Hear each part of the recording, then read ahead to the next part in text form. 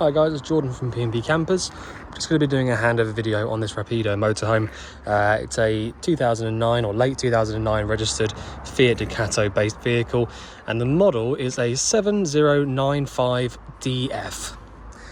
So this particular layout has got the side island bed inside, which is a really nice layout, very unheard of nowadays, but we'll get to that once we've gone around the outside. I'll show you inside as well. So under the bonnet, we've got the standard sort of layout. So we've got on the left-hand side, we've got your washer fluid, power steering fluid, and engine coolant. You've then got your brake fluid attached to the servo just behind that, engine oil, and your engine oil dipstick. So that means that everything's sort of consumable and all of your fluids and things are over on the left-hand side. Everything else is over towards the right. So we've got the chassis plate just here. This one here is the one that you need to go off. They're both the same actually, your Alco and your Rapido one, but the original one here has been rubbed out because it's not the one that you need to go from anymore. The engine battery on these cabs sits under the floor in front of the passenger seat inside the cab. So to make it easier for you to jump start the vehicle, they give you these really easily accessible jump starting points. So you've got your positive terminal just here and your negative terminal over here. So if you wanted to jump start the vehicle, pop your points onto those and it will start the van up. Just inside the passenger door, we've got the bonnet release handle.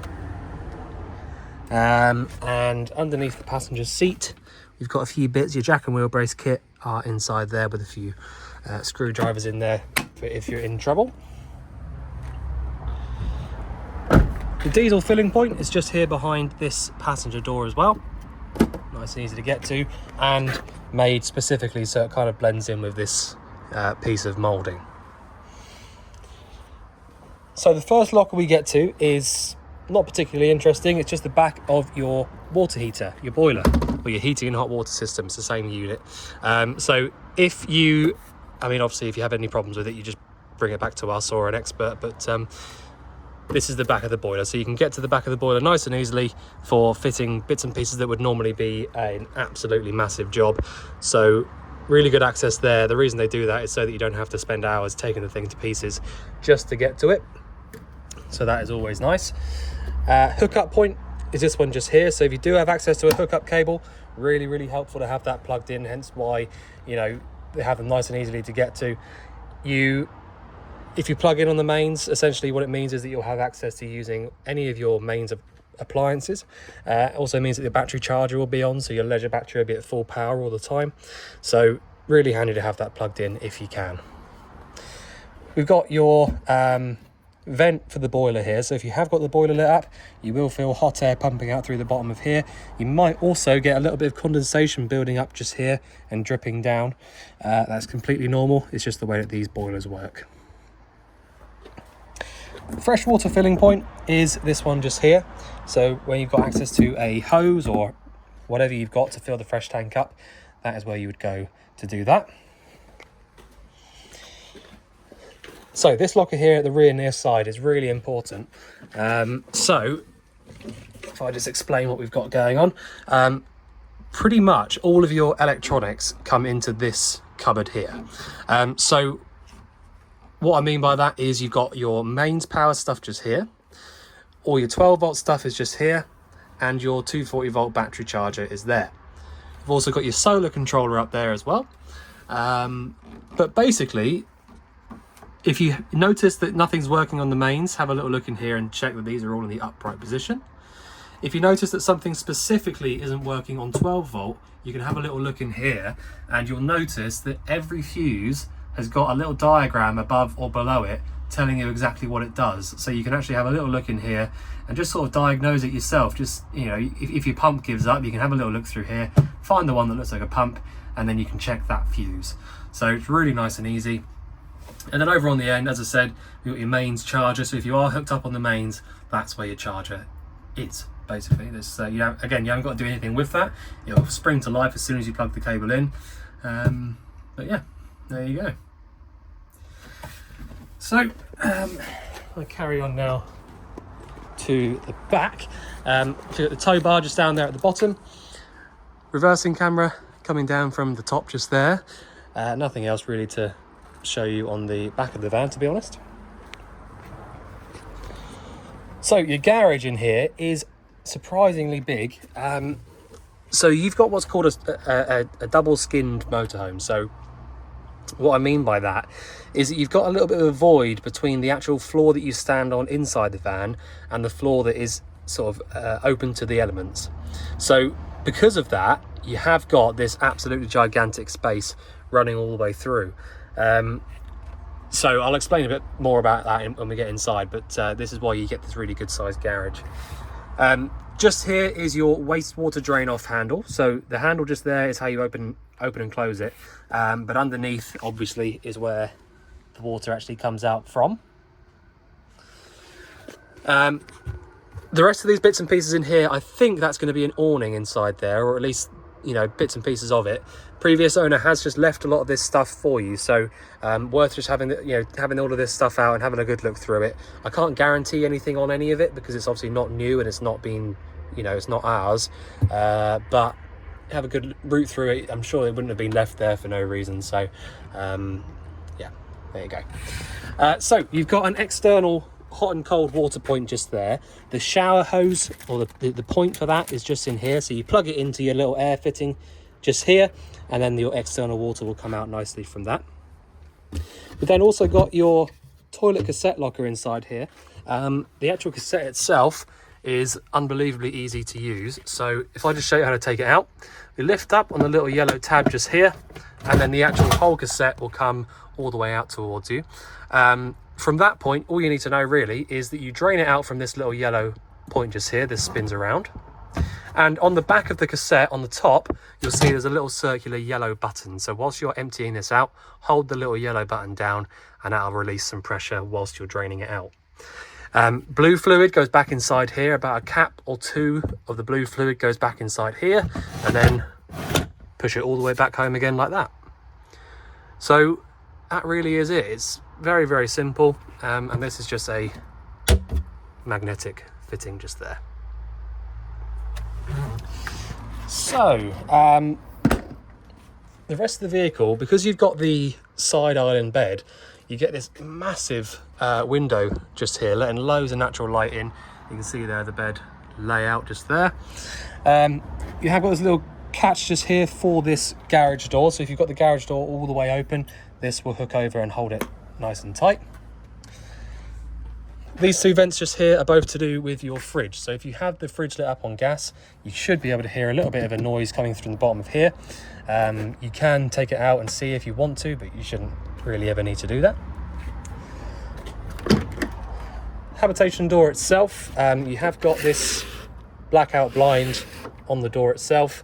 Not really much else to show you on that. And then the last locker that we actually get to is the gas locker. So just down here is the gas locker. You've got the duo control changeover valve at the top just there, and obviously you've got two of your new looking pigtail hoses, 2024 on those, so you've got till 29 to replace these. The only thing I will mention about this, because sometimes can be confused a little bit, if for whatever reason you don't get any gas coming through to the inside of the van, you may or may not find that the little green button here needs to be pushed in and held in for a couple of seconds. And what that does, it does tell you on here, but because you've got the SecuMotion regulator, it essentially is just like a crash sensor. So if it thinks that you've been in a bit of a crash, it should isolate the gas from going into the vehicle. Now obviously, well, I say obviously, you might not know it, but you shouldn't really drive with the vehicle. You shouldn't drive the vehicle at all with the gas switched on anyway. So I always recommend turning the gas off before you start driving regardless. But that's just there in case. So in the cab, as I said, outside, your engine battery sits down there under the floor. So if you need to get to the engine battery itself, you just lift that cover out and you will have really good access to it. But if you're in a bit of a hurry and you want to jump start it, you have got the points under the bonnet as well. So this being a one owner vehicle has been kept completely standard, and you know, everything that was put in the vehicle from new is still here. So if I just switch the ignition on,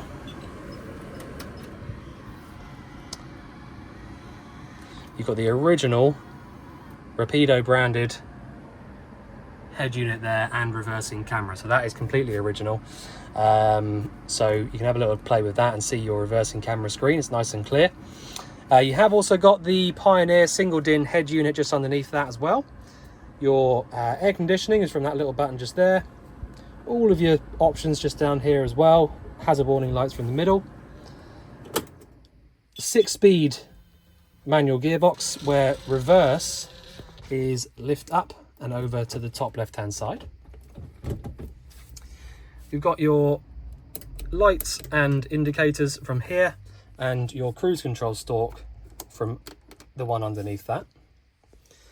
Over on the right, we've got your washers and wipers, and your headlight assist or headlight aim switch is just there.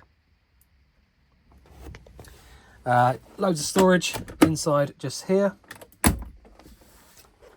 That's about it, really. I will just mention on the when we were going through and doing the habitation check, or just moving the van around, really, we noticed the aircon wasn't working. So when I had a little look at the aircon, I tried to regas it and it wouldn't take any gas, and then we realized that there was a pipe at the front of the condenser here that had broken off. So that's that pipe just there. So we have replaced that for a brand new one, proper genuine Fiat part. So that just runs down to your compressor underneath, so that is new. The old one has just sheared off, to be honest, so we've replaced it. So the aircon blows really lovely and cold now after a good regas. And there we go.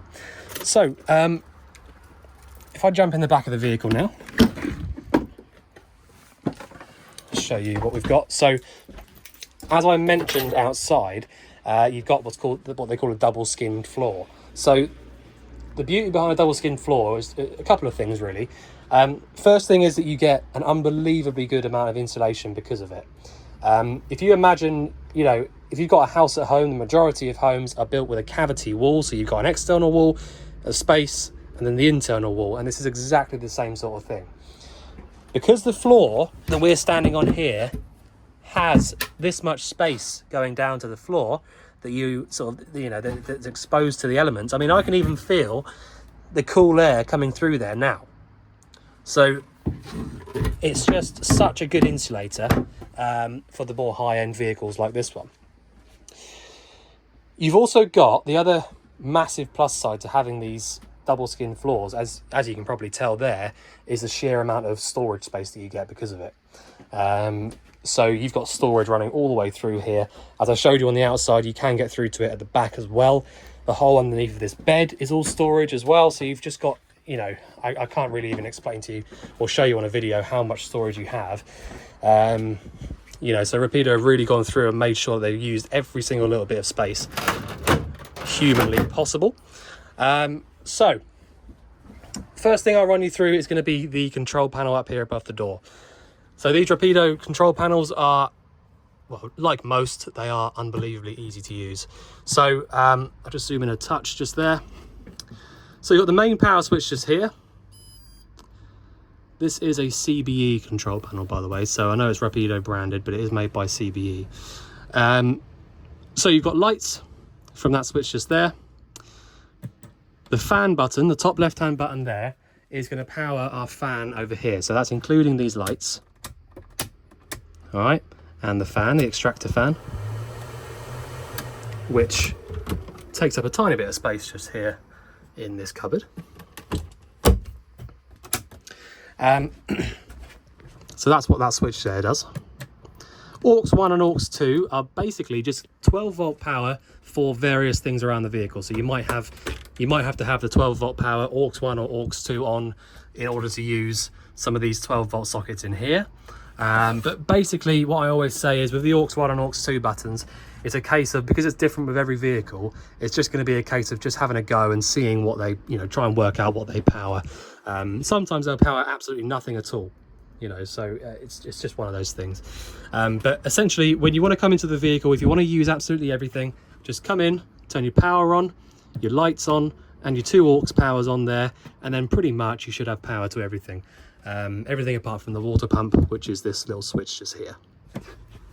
So once you've turned all of that on, all of your lights should come to life. So you should have the option or the ability of using absolutely all of your lights around the vehicle. There will be various little switches all over the place in order to turn other lights on.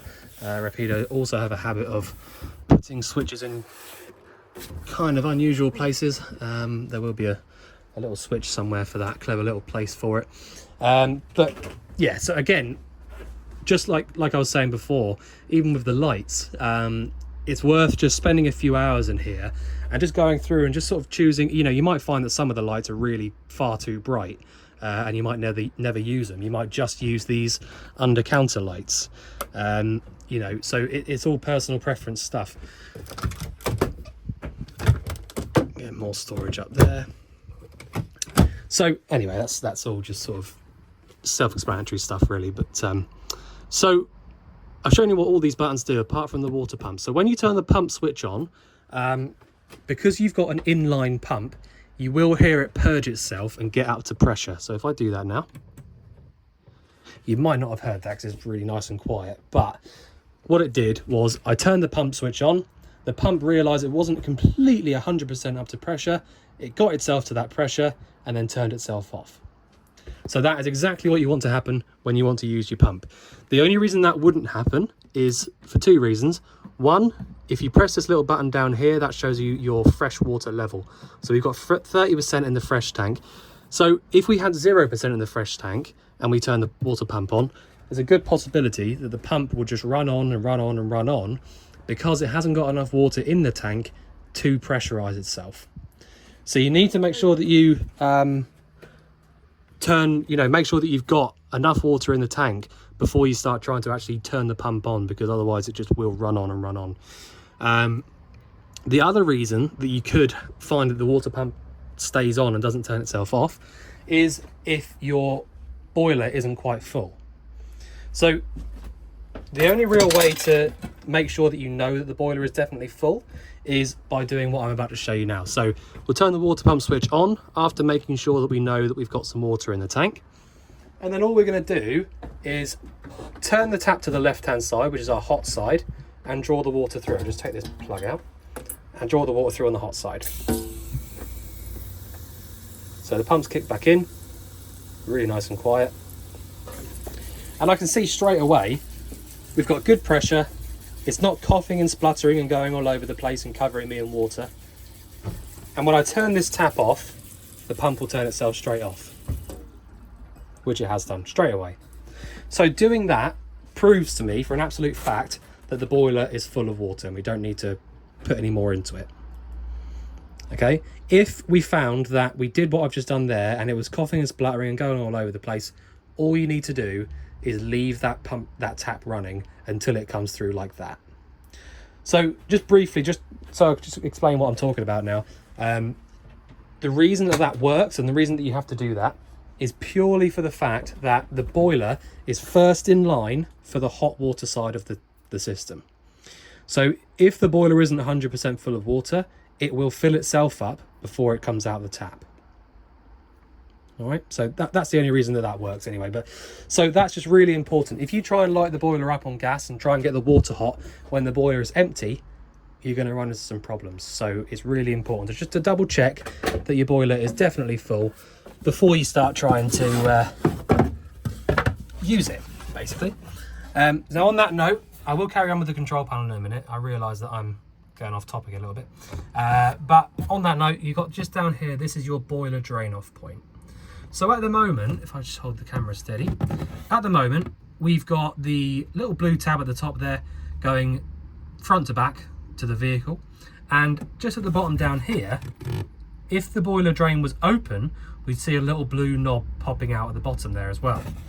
So at the moment, as it stands, that is in the closed position and all the water that's inside the boiler is going to stay inside of it. If it was coming up to winter and I wanted to winterize this vehicle, I would twist this this little blue knob at the top there and make it go left to right on the vehicle, and the little blue popper will pop out at the bottom. And what that does is it allows all the water from inside the boiler to drain out onto the floor. So that is how you drain the boiler out in this particular case, and sort of how you winterize it before it's too late. Basically, you have to make sure that the boiler is empty. If you don't do that, if you don't drain the boiler out, essentially what will happen is all the water inside that boiler and all the pipes around it will freeze up, and essentially it will just break all the connections and you'll end up with leaks. So it is really important to make sure that you drain that out before the winter. Anyway, that's probably all a bit boring now. So the last things on the control panel, we've got your battery level indicators. All right, so the first one you'll get up is your leisure battery voltage. So 12.5 volts on the leisure, that's perfect. Press it again, shows you how many amps are being drawn from the leisure battery. And then the last one here is your vehicle battery voltage. So 12 volts in the vehicle battery, also very good. At the top, we've got the time. You can set your timer if you want. Press and hold on that one. It'll give you the clock settings. But other than that, that's about it, really. So all the paperwork for the vehicle that we've got is inside this box just here. It's absolutely full to the brim, to be honest. So loads of paperwork to go through and have a good look through. So what I'm going to do now is I'm going to run you through your appliances and just show you how they work. And then I'll carry on through to the back into the bathroom as well. So this is your fridge. So this is a freezer compartment at the top, obviously, and your fridge section underneath. This is a Dometic AES fridge. You can see there, automatic energy selection. And what that means is that you get this little auto button down here as well. So on a lot of fridges, you'll just have these three here without the auto button underneath. And what it means is it still works in the same ways, but it means that you have the option here of just letting it do its own thing. So if I just do that, first of all, just go down to auto, it will automatically choose which one of these three energies it can work on. So it's chosen the correct one there.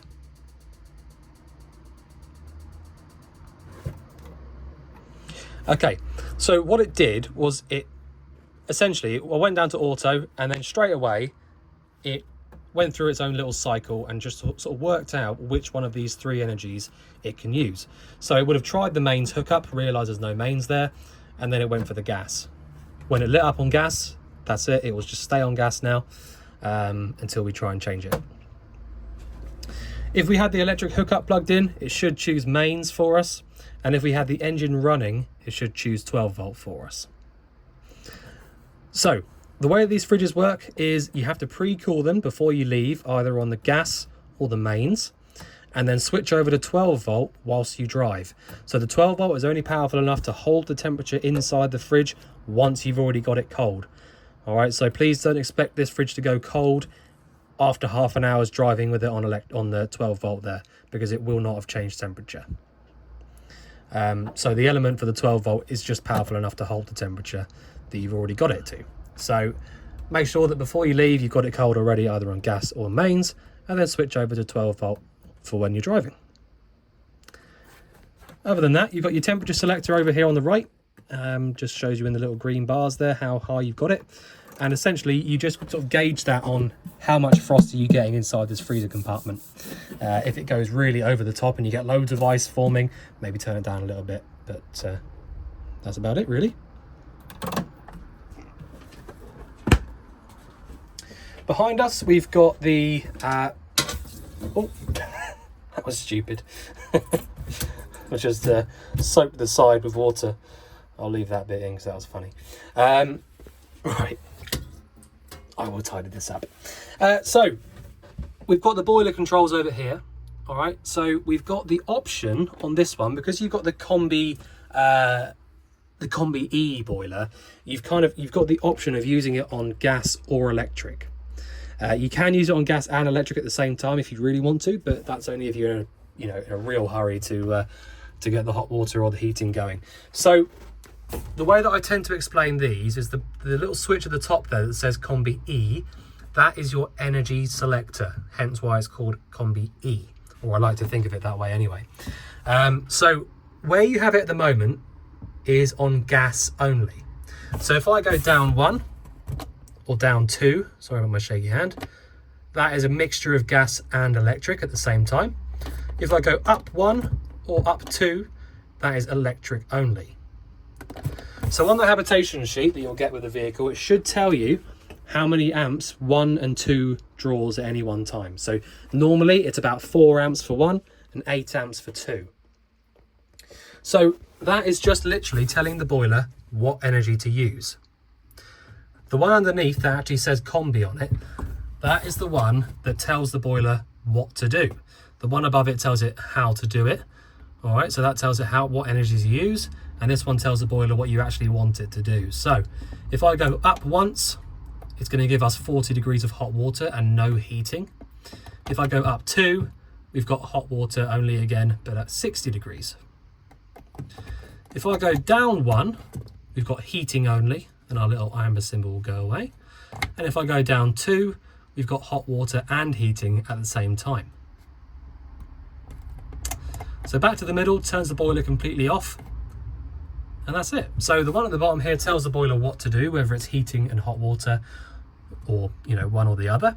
And the one at the top tells it whether to do it on gas, mains, or both at the same time. I can't believe I just did that anyway, but oh well. So to the right of that, we have got your 3-burner hob. Okay, so you have got an ignition on here to get that to work. I would imagine the reason that's not working is because you need to have the fan switch turned on. Let's see. No. Oh, it is working. I'm just being impatient. I'll have a little look into that, see why that's a little bit sticky. You see, it is working, but there you go. Just a little bit of a sticky switch there. I'll see if I can make that any better. So yeah, that's essentially how that works. You just got the ignition switch just there, and you've got your gas valves just there. So if I try and light that up, there you go. Gas is on. Now the only thing I will say about these is that you need to make sure that you allow this to cool down before you put the glass back down again, because it will shatter if it's too hot underneath. Below that, we've got your Rapido branded oven and grill. So to light it up on the grill, we push in and round to the right.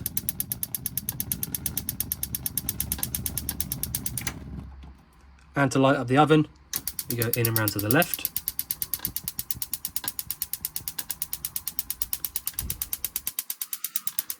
There you go. Okay, so that's how you use that. You've got your switch just there for the light. And that is it, really nice and easy. Pretty self-explanatory stuff, really. I don't need to run through that in too much detail.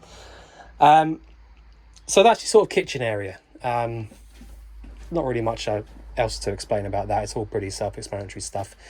Nice and easy. So we've got a clever little thing just here. So where you've got your TV compartment up here above the fridge, you've also got this little hatch here. So if you're in bed and you want to watch the telly from in here, you can do so like that. If this front hatch is open, this bracket will come all the way open here as well. You can do it in a certain way that it comes through this way. So you can do it however you like, really. In fact, there you go, it'll come all the way around like that. All right, so that is why you've got this little extra cupboard space here. So as I said, outside you've got the fixed island bed. This cushion just here will be for making up the small, like, single/double bed here at the front, like an extra infill cushion. Right. Massive amount of storage in here as well. TV and satellite socket just there, so your TV socket basically in there. And then the bathroom. So The bathroom itself, I only really tend to run through how to use the toilet, because the rest of it is, well, it's just so self-explanatory. You've literally got hot and cold on the tap just there for the shower, and the same goes for the sink, and a light inside there which works from that switch there. So apart from the toilet, that is about it in the bathroom. So sorry, that door's just going to keep coming open. So the toilet itself, you've got a flush handle just here. So if I push this to the right now, you see the flush handle opens all the way up, and then close it back over. You've then got below here a little blue button here. So if I press on that, that will be pumping around our flush fluid into the toilet itself. And then I open this up to drain it into the cassette. And that is it. Honestly, that's all you need to do to use the toilet. They do recommend that you put a little bit of flush fluid around first, then go to the toilet, flush again, and then open the flap up. But yeah, easy as that. So hopefully there's nothing that I've missed out, and if there is, just give us a shout and we'll cover anything you need to be covered. If you get any questions in the meantime, you can always ask it on the day of collection. There's no problem with that at all. But otherwise, that's about it, and we look forward to seeing you soon. Thanks very much.